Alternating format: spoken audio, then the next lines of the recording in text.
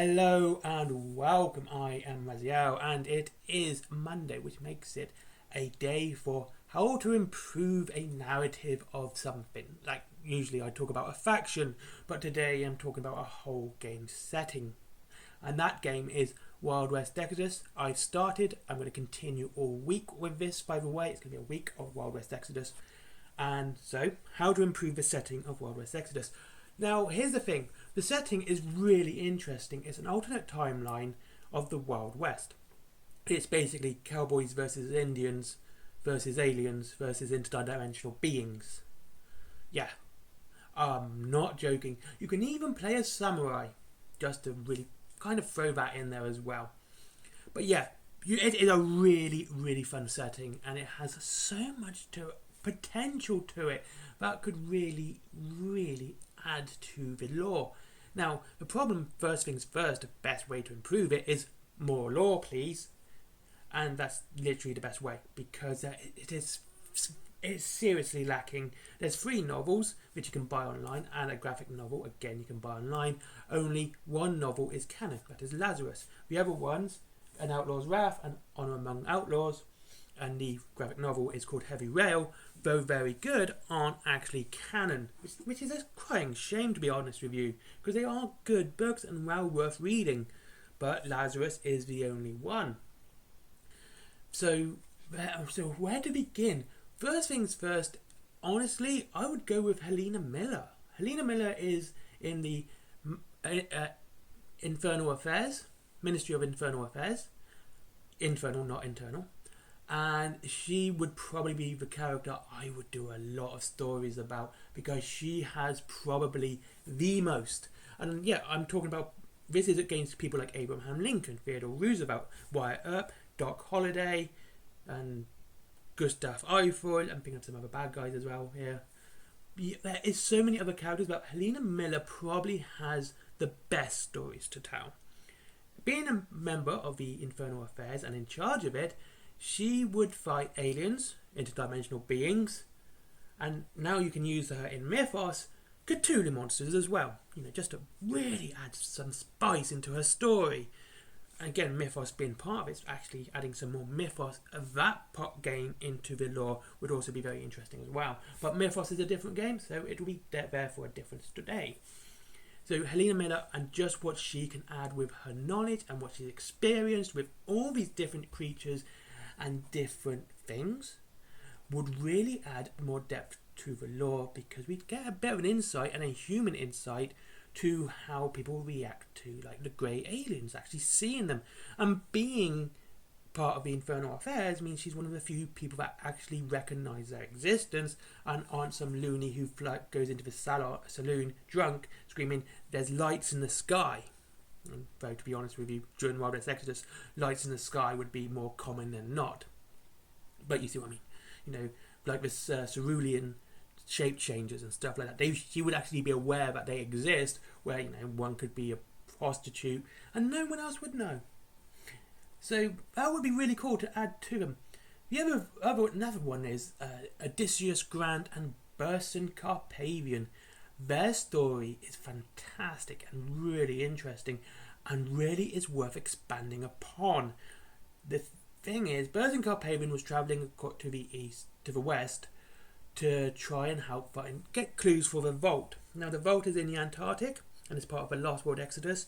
Kind of might bring that up later, I don't know yet. That might deserve its own video as well, because then you get to include samurai into the game. I'm not even joking. Aliens, interdimensional beings, cowboys, Indians, and samurai. Anyway, so he was trying to help make his wife better. His wife was very unwell, and she was in a coma and a glass coffin.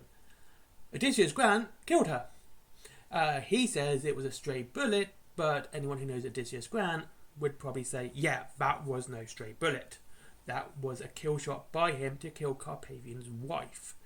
And of course, Carpavian is very upset about this, and it would be interesting to see how those two interact and how their story is. How actually seeing them, go up against each other, and because Odysseus hates the enlightened with a passion. He learned a lot from Nikola Tesla and how the enlightened were using both sides during the Oil War. so there would be a stalemate kind of annoyed him. He ended up destroying a quarter of Richmond. And, killing Carpathian's wife. Carpathian's going to be really upset about that too. He did love his wife. Anyway, so that would be something really interesting to see. And that would be fun to see those two interact a bit more and how they do interact with each other. I do have more for this as well. Next thing, I talked about Helina Miller. The fall and redemption of Walks Looking. Walks Looking is one of my favourite characters. She is a fantastic model. She has 3 models, actually, well, 2 now. One's no longer available, which is her basic one. But you can get her legendary one and her evil one. So she actually has 2 models. But to see her fall to the Hex, getting more powerful but becoming to a twisted evil monster and just corrupted by the Hex, would not only add more to her death, because she now, after redeeming herself, knows how far she can fall, also shows you how the Hex works and how it can make people, well, it can seem benign but can also be used for evil. And we may actually see it being used for good as well, with the way the Native Americans are using the Hex, or what they believe is the Great Spirit, for their power. Maybe the same thing, maybe not. Maybe that's a theory video, we'll see. But anyway, as I was saying, the fall and redemption of Walks Looking would be a fantastic thing to see within the lore. I think that would just be amazing. I do love a good redemption story, and Walks Looking would provide a great one, in my opinion. Just fantastic. Now, the Watchers. One thing I like about War Cradle, and something they've done well, is with the dystopian age, they've kept the lore very consistent. There's lots of wiggle room, there's lots of room to move, but the Watchers are one of the best ways to see this, in my opinion. This is why the Watchers aren't in Dystopian Wars, but are in Wild West Exodus. The Watchers are an endgame for the dystopian age. It doesn't matter what game you play, Wild West Exodus, Dystopian Wars, and the upcoming Armoured Clash, the Watchers are an end game situation. They're either going to bring world peace or they're going to destroy the world. Would be cool to see they're planning this out, which way they're going. They're debating between their different species of the Watcher hegemony on should they keep the humans, should they be part of it, should the humans be part of the hegemony, or should they be destroyed and wiped out entirely? Or maybe there's this actual third option, which I think is actually a really cool addition, that the Watchers can just absorb the planet Earth at its point and turn it into energy and re-release it at any time exactly as it was, or fart it into space. I'm not even joking, that's literally what they do. They will do that. They will just absorb a planet at its current time, and they'll either just blast it into space as its energy, or they'll just put it back.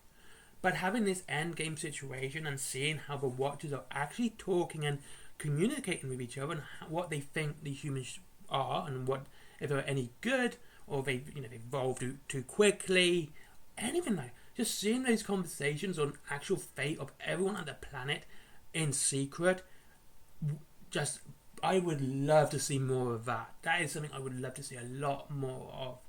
It's just amazing to think that this entire setting is down to basically 2 factions on whether or not they think the Earth's worth saving, but no one on the planet is really aware of the situation. Maybe the Secret Service and the Infernal Affairs might know, the Watchers obviously know, but everyone else is completely blind and ignorant to it. How scary is that? I love it. I think it's great. And finally is the other endgame faction, the Order of the All Shard. They are in kind of Dystopian Wars as well. They're helping out a different faction. They help build it, and they are literally that faction's gods. But again, they aren't actually debating whether or not to destroy Earth. They're debating on whether or not destroying Earth will destroy the Hex. Again, having your entire species and planet dependent on a different species which is alien to your planet, be dependent on whether you live or die, is a fascinatingly scary idea.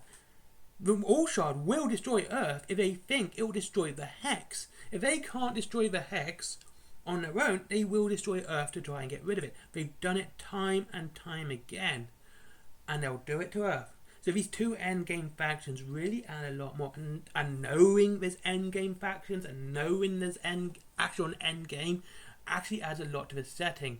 I'm not asking for an end times event because that's silly, but knowing it and seeing these people talk about it, discuss it, on whether or not humans are worth saving, whether or not humans are worth keeping alive, or whether or not the Hex is destroyed, just absolutely fascinating, and the fact that no one else knows about it and it's absolutely done in secret makes it to a level of scary which is unbelievable, and I love it. Thank you very much for watching. I hope you enjoyed this video. I've just been showing models off throughout this video so you can see what the models look like, and again, this whole week is going to be dedicated to Wild West Exodus. If you want to play the game and buy the game, go to Wayland Games. The link's down below. Yes, I do get money from it. I do get a commission from it. I'm not going to lie to you guys. So yeah, that link's down below. Free delivery after £20.